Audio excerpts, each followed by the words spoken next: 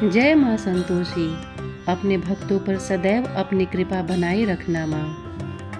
सिद्ध सदर सुंदर बदन गणनायक महाराज, दास आपका हूँ सदा, कीजिए जन के काज। प्रिय बंधुओं और बहनों, आइए जानते हैं संतोषी माता के व्रत करने की विधि। इस व्रत को करने वाला कहते व सुनते समय हाथ में गुड़ व भुने हुए चने रखे। सुनने वाले संतोषी माता की जय, संतोषी माता की जय, इस प्रकार जय जयकार मुख से बोलते जाएं। कथा समाप्त होने पर हाथ का गुड़ चना गौ माता को खिलावे। कलश में रखा हुआ गुड़ चना सबको प्रसाद के रूप में बांट दे। कथा से पहले कलश को जल से भरे, उसके ऊपर गुड़ चने से भरा कटोरा रखे। कथा समाप्त होने और आरती होने के बाद कलश के जल को घर में सब जगहों पर छिड़के और बचा हुआ जल तुलसी की क्यारी में डाल देवे। सवा आने का गुड़ चना लेकर माता का व्रत करे। सवा पैसे का गुड़ ले तो भी कोई आपत्ति नहीं। गुड़ घर में हो तो ले लेवे, मन में विचार न करे, क्योंकि माता भावना की भूखी है। कम ज्यादा का कोई विचार नहीं, इसलिए जितना भी बन पड़े अर्पण करे। श्रद्धा और प्रेम से प्रसन्न मन हो व्रत करना चाहिए। व्रत के उद्यापन में 2.5 सेर खाजा, मोमनदार पूड़ी, खीर, चने का साग नैवेद्य रखें। घी का दीपक जला संतोषी माता की जय जयकार बोल नारियल फोड़े। इस दिन घर में कोई खटाई न खावे और न आप खावे न किसी को खाने दे। इस दिन 8 लड़कों को भोजन करावे। देवर जेठ घर कुटुंब के लड़के मिलते हो तो दूसरों को बुलाना नहीं। कुटुंब में न मिले तो ब्राह्मणों के, रिश्तेदारों के या पड़ोसियों के लड़के बुलावे। उन्हें खटाई की कोई वस्तु न दे तथा भोजन कराकर यथाशक्ति दक्षिणा देवे। नकद पैसा न दे, कोई वस्तु दक्षिणा में दे। व्रत करने वाला कथा सुन प्रसाद ले, एक समय भोजन करे। इस तरह से माता अत्यंत खुश होंगी और दुख दरिद्रता दूर होकर मनोकामना पूरी होगी। माँ संतोषी की व्रत कथा। एक बुढ़िया थी और उसके 7 पुत्र थे। 6 कमाने वाले थे, एक निकम्मा था। बुढ़िया माँ 6 पुत्रों की रसोई बनाती, भोजन कराती और पीछे से जो कुछ बचता वह 7वें को दे देती थी। परंतु वह बड़ा भोला भाला था, मन में कुछ विचार न करता था। एक दिन अपनी बहू से बोला, देखो मेरी माता का मुझ पर कितना प्यार है। वह बोली, क्यों नहीं, सबका जूठा बचा हुआ तुमको खिलाती हैं। वह बोला, भला ऐसा भी कहीं हो सकता है? मैं जब तक आंखों से न देखूं मान नहीं सकता। बहू ने हंसकर कहा, तुम देख लोगे तब तो मानोगे। कुछ दिन बाद बड़ा त्योहार आया। घर में 7 प्रकार के भोजन और चूरमा के लड्डू बने। वह जांचने को सिर दर्द का बहाना बनाकर पतला कपड़ा सिर पर ओढ़कर रसोई घर में सो गया और कपड़े में से सब देखता रहा। 6 भाई भोजन करने आए। उसने देखा माँ ने उनके लिए सुंदर सुंदर आसन बिछाए हैं, 7 प्रकार की रसोई परोसी है। वह आग्रह करके जिमाती है। वह देखता रहा। 6 भाई भोजन कर उठे, तब माता ने उनकी जूठी थालियों में से लड्डुओं के टुकड़ों को उठाया और एक लड्डू बनाया। जूठन साफ कर बुढ़िया माँ ने पुकारा, उठो बेटा, 6 भाई भोजन कर गए, अब तू ही बाकी है, उठ ना, कब खाएगा? वह कहने लगा, माँ मुझे भोजन नहीं करना, मैं परदेश जा रहा हूँ। माता ने कहा, कल जाता हो तो आज ही जा। वह बोला, हाँ हाँ आज ही जा रहा हूँ। यह कहकर वह घर से निकल गया। चलते समय बहू की याद आई। वह गौशाला में कंडे थाप रही थी।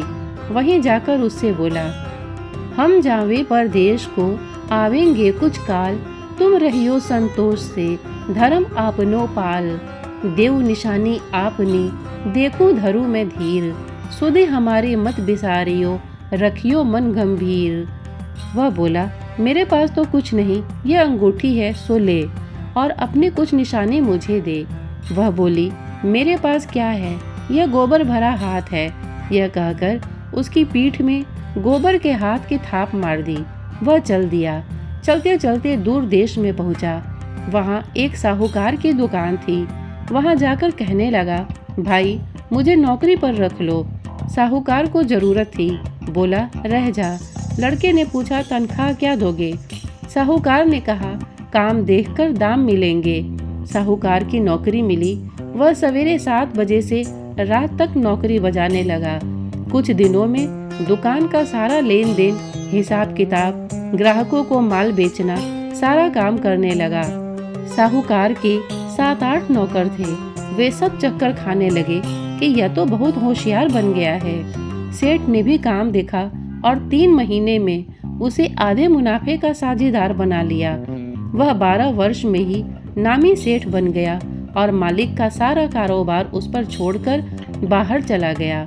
अब बहू पर क्या बीती सो सुनो। सास ससुर उसे दुख देने लगे। सारी गृहस्थी का काम करके उसे लकड़ी लेने जंगल में भेजते। इसी बीच घर की रोटियों के आटे से जो भूसी निकलती उसकी रोटी बनाकर रख दी जाती और फूटे नारियल के नरेली में पानी। इस तरह दिन बीतते रहे।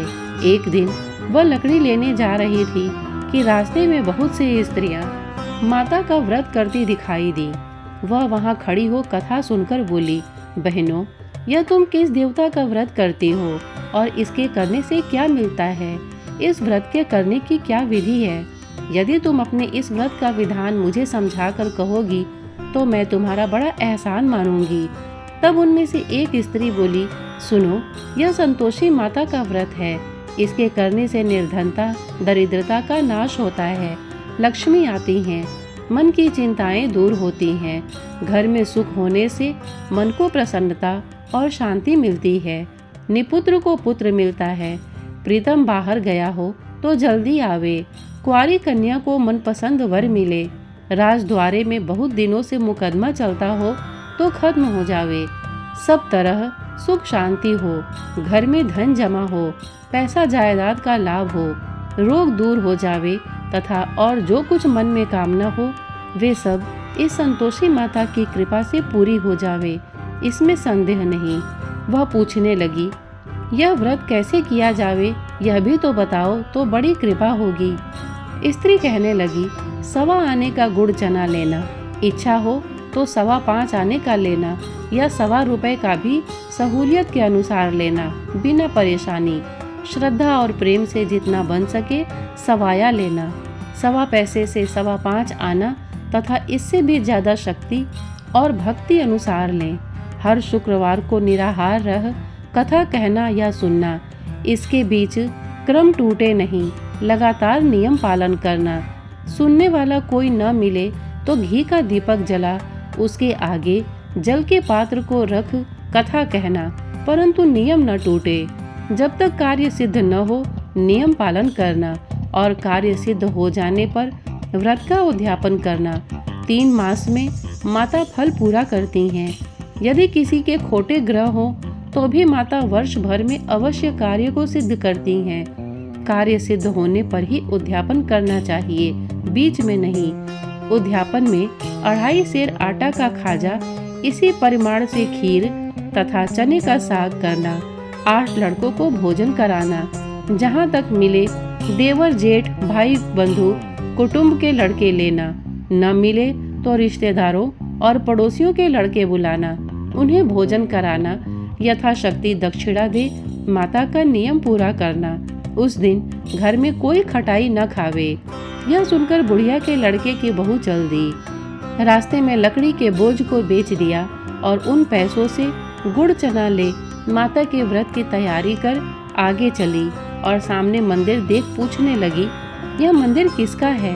सब कहने लगे, संतोषी माता का मंदिर है। यह सुन माता के मंदिर में जा माता के चरणों में लौटने लगी, दीन होकर विनती करने लगी, माँ, मैं निपट मूर्ख हूँ, व्रत के नियम कुछ नहीं जानती, मैं बहुत दुखी हूँ। हे माता जगजननी, मेरा दुख दूर कर, मैं तेरी शरण में हूँ। माता को दया आई। एक शुक्रवार बीता कि दूसरे शुक्रवार को ही इसके पति का पत्र आया और तीसरे को उसका भेजा हुआ पैसा भी आ पहुँचा। यह देख जेठानी मुँह सिकोड़ने लगी, इतने दिनों में इतना पैसा आया, इसमें क्या बड़ाई है? लड़के ताने देने लगे, काकी के पास अब पत्र आने लगे, रुपया आने लगा, अब तो काकी की खातिर बढ़ेगी, अब तो काकी बुलाने से भी नहीं बोलेंगी। बेचारी सरलता से कहती, भैया पत्र आवे रुपया आवे तो हम सबके लिए अच्छा है। ऐसा कहकर आंखों में आंसू भर संतोषी माता के मंदिर में मातेश्वरी के चरणों में गिरकर रोने लगी। माँ, मैंने तुमसे पैसा नहीं मांगा, मुझे पैसे से क्या काम है, मुझे तो अपने सुहाग से काम है। मैं तो अपने स्वामी के दर्शन और सेवा मांगती हूँ।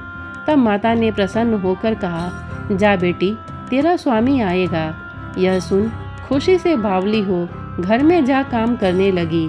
अब संतोषी माँ विचार करने लगी, इस भोली पुत्री से मैंने कह तो दिया तेरा पति आवेगा, पर आवेगा कहाँ से?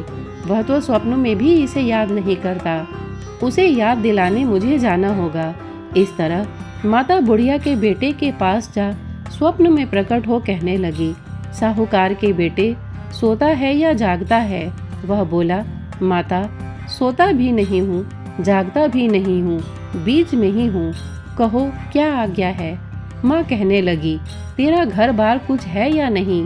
वह बोला, मेरा सब कुछ है माता, माँ बाप भाई बहन बहू, क्या कमी है? माँ बोली, भोले पुत्र, तेरी स्त्री घोर कष्ट उठा रही है, माँ बाप उसे दुख दे रहे हैं, वह तेरे लिए तरस रही है, उसकी सुधि ले। वह बोला, हाँ माता, यह तो मुझे मालूम है, परंतु मैं जाऊं तो जाऊं कैसे? परदेश की बात है, लेन देन का कोई हिसाब नहीं, कोई जाने का रास्ता नजर नहीं आता, कैसे चला जाऊं? माँ कहने लगी, मेरी बात मान, सवेरे नहा धोकर संतोषी माता का नाम ले, घी का दीपक जला, दंडवत कर दुकान पर जा बैठना।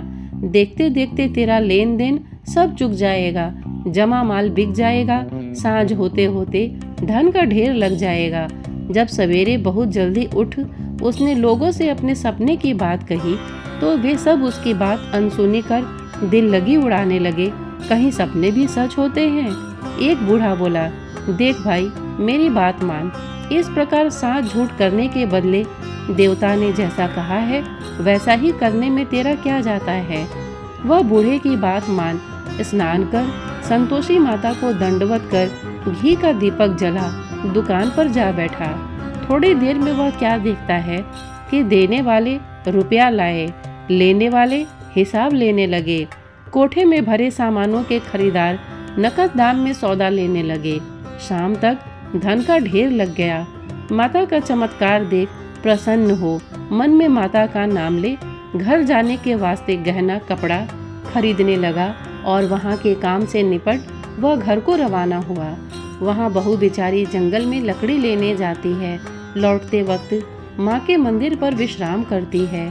वह तो उसका रोजाना रुकने का स्थान था। दूर से धूल उड़ती देख वह माता से पूछती है, हे माता, यह धूल कैसी उड़ रही है? माँ कहती है, हे पुत्री, तेरा पति आ रहा है, अब तू ऐसा कर, लकड़ियों के 3 बोझ बना ला, एक नदी किनारे रख, दूसरा मेरे मंदिर पर और तीसरा अपने सिर पर रख। तेरे पति को लकड़ी का गट्ठा देखकर मोह पैदा होगा, वह वहाँ रुकेगा, नाश्ता पानी बना खाकर माँ से मिलने जाएगा। तब तू लकड़ियों का बोझ उठाकर घर जाना और बीच चौक में गट्ठा डालकर 3 आवाजें जोर से लगाना, लो सासू जी, लकड़ियों का गट्ठा लो, भूसी की रोटी दो और नारियल के नरौली में पानी दो, आज कौन मेहमान आया है? माँ की बात सुन बहू बहुत अच्छा माता कहकर प्रसन्न हो लकड़ियों के 3 गट्ठे ले आई। एक नदी तट पर, एक माता के मंदिर पर रखा। इतने में ही एक मुसाफिर आ पहुंचा। सूखी लकड़ी देख उसकी इच्छा हुई कि अब यहीं विश्राम करे और भोजन बना खाकर गांव जाए। इस प्रकार भोजन बना विश्राम ले वह गांव को गया। सबसे प्रेम से मिला। उसी समय बहू सिर पर लकड़ी का गट्ठा लिए आती है। लकड़ी का भारी बोझ आंगन में डाल जोर से 3 आवाज देती है, लो सासू जी, लकड़ी का गट्ठा लो, भूसे की रोटी दो, नारियल के नरौली में पानी दो, आज मेहमान कौन आया है? यह सुनकर उसकी सास आ उसके दिए हुए कष्टों को भुलाने हेतु कहती है, बहू ऐसा क्यों कहती है? तेरा मालिक ही तो आया है, आ बैठ, मीठा भात का भोजन कर, कपड़े गहने पहन। इतने में आवाज सुन उसका स्वामी बाहर आता है और अंगूठी देखकर व्याकुल हो माँ से पूछता है, माँ यह कौन है, यह कौन है। माँ कहती है, बेटा यह तेरी बहू है। आज 12 वर्ष हो गए, तू जब से गया है तब से सारे गांव में जानवर की तरह भटकती फिरती है। काम काज घर का कुछ करती नहीं, 4 समय आकर खा जाती है। अब तुझे देखकर भूसी की रोटी और नारियल की नरेली में पानी मांगती है। वह लज्जित हो बोला, ठीक है माँ, मैंने इसे भी देखा है और तुम्हें भी देखा है। अब मुझे दूसरे घर की ताली दो, उसमें रहूं। तब माँ बोली, ठीक है बेटा, जैसी तेरी मर्जी, कहकर ताली का गुच्छा पटक दिया। उसने ताली ले दूसरे कमरे में, जो तीसरे मंजिल के ऊपर था, खोलकर सारा सामान जमाया। एक दिन में ही वहाँ राजा के महल जैसा ठाट बाट बन गया। अब क्या था, वे दोनों सुखपूर्वक रहने लगे। इतने में अगला शुक्रवार आया। बहू ने अपने पति से कहा कि मुझे माता का उद्यापन करना है। पति बोला, बहुत अच्छा, खुशी से करो। वह तुरंत ही उद्यापन की तैयारी करने लगी। जेठ के लड़कों को भोजन के लिए कहने गई। उसने मंजूर किया, परंतु पीछे जेठानी अपने बच्चों को सिखलाती है, देखो रे, भोजन के समय सब लोग खटाई मांगना, जिससे उसका उद्यापन पूरा न हो। लड़के जिमने आए, खीर पेट भर कर खाई, परंतु याद आते ही कहने लगे, हमें कुछ खटाई दो, खीर खाना हमें भाता नहीं, देखकर अरुचि होती है। बहू कहने लगी, खटाई किसी को नहीं दी जाएगी, यह तो संतोषी माता का प्रसाद है। लड़के उठ खड़े हुए, बोले, पैसा लाओ। भोली बहू कुछ जानती नहीं थी, सो उन्हें पैसे दे दिए। लड़के उसी समय जा करके इमली लाकर खाने लगे। यह देखकर बहू पर माताजी ने कोप किया। राजा के दूत उसके पति को पकड़ ले गए।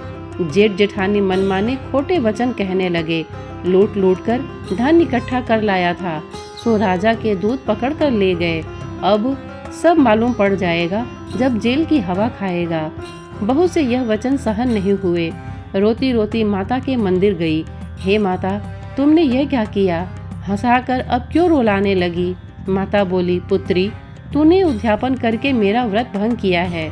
इतनी जल्दी सब बातें भुला दी। वह कहने लगी, माता, भूली तो नहीं हूँ, न कुछ अपराध किया है। मुझे तो लड़कों ने भूल में डाल दिया, मैंने भूल से उन्हें पैसे दे दिए, मुझे क्षमा करो माँ। माँ बोली, ऐसी भी कहीं भूल होती है? वह बोली, माँ मुझे माफ़ कर दो, मैं फिर तुम्हारा उद्यापन करूँगी। माँ बोली, अब भूल मत जाना। वह बोली, अब भूल न होगी। माँ अब बतलाओ वो कैसे आएंगे? माँ बोली, जा पुत्री, तेरा पति तुझे रास्ते में ही आता मिलेगा। वह घर को चली। राह में पति आता मिला। उसने पूछा, तुम कहाँ गए थे? तब वह कहने लगा, इतना धन कमाया है, उसका टैक्स राजा ने मांगा था, वह भरने गया था। वह प्रसन्न हो बोली, भला हुआ, अब घर चलो। कुछ दिन बाद फिर शुक्रवार आया। वह बोली, मुझे माता का उद्यापन करना है। पति ने कहा, करो। वह फिर जेठ के लड़कों से भोजन को कहने गई। जेठानी ने तो 1-2 बातें सुनाई और लड़कों को सिखा दिया कि तुम पहले ही खटाई मांगना।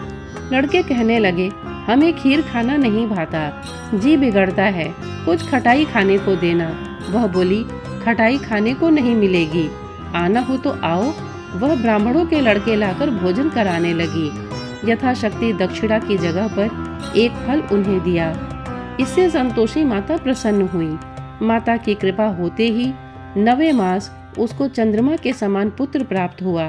पुत्र को लेकर प्रतिदिन माता जी के मंदिर जाने लगी।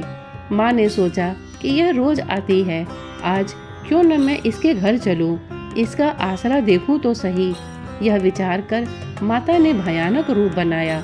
गुड़ और चने से सना मुख, ऊपर से सूंड के समान होठ, उस पर मक्खियां भिनभिना रही थी। दहलीज में पांव रखते ही उसकी सास चिल्लाई, देखो रे, कोई चुड़ैल डाकिन चली आ रही है, लड़कों इसे भगाओ, नहीं तो किसी को खा जाएगी। लड़के डरने लगे और चिल्लाकर खिड़की बंद करने लगे।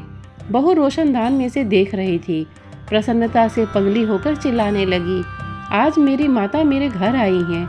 यह कहकर बच्चे को दूध पिलाने से हटाती है। इतने में सास का क्रोध फूट पड़ा। बोली, इसे देखकर कैसी उतावली हुई है जो बच्चे को पटक दिया। इतने में माँ के प्रताप से जहाँ देखो वहीं लड़के ही लड़के नजर आने लगे।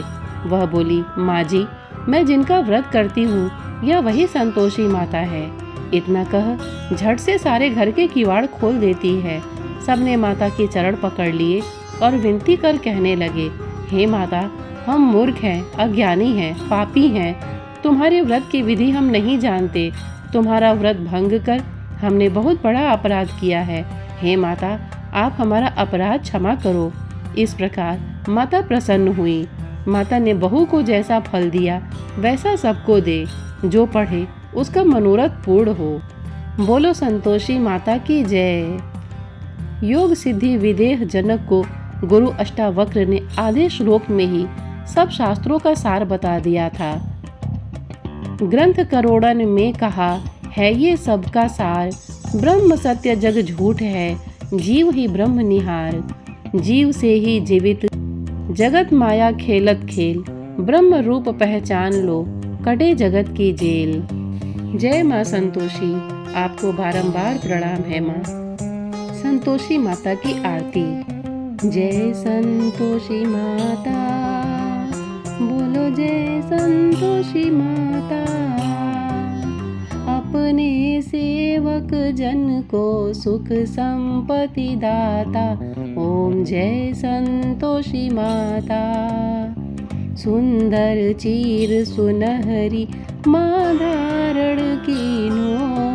हीरा पन्ना दमके तन सिंगार लीनो। ओम जय संतोषी माता। गेरू लाल छटा छवि बदल कमल सोहे। मंद हसत करुणामय त्रिभुवन जन मोहे। ओम जय संतोषी माता। स्वर्ण सिंहासन बैठी चवर ढूढ़े प्यारे। धूप दीप नैवेद्य मधु मेवा भोग धरे। ओम जय संतोषी माता। गुड़ अरु चना परम प्रिय तामे संतोष कियो। संतोषी कहलाई भक्तन विभव दियो। जय संतोषी माता। शुक्रवार प्रिय मानत आज दिवस सोही। भक्त मंडली आई कथा सुनत मोही। जय संतोषी माता। मंदिर जगमग ज्योति मंगल ध्वनि छाई।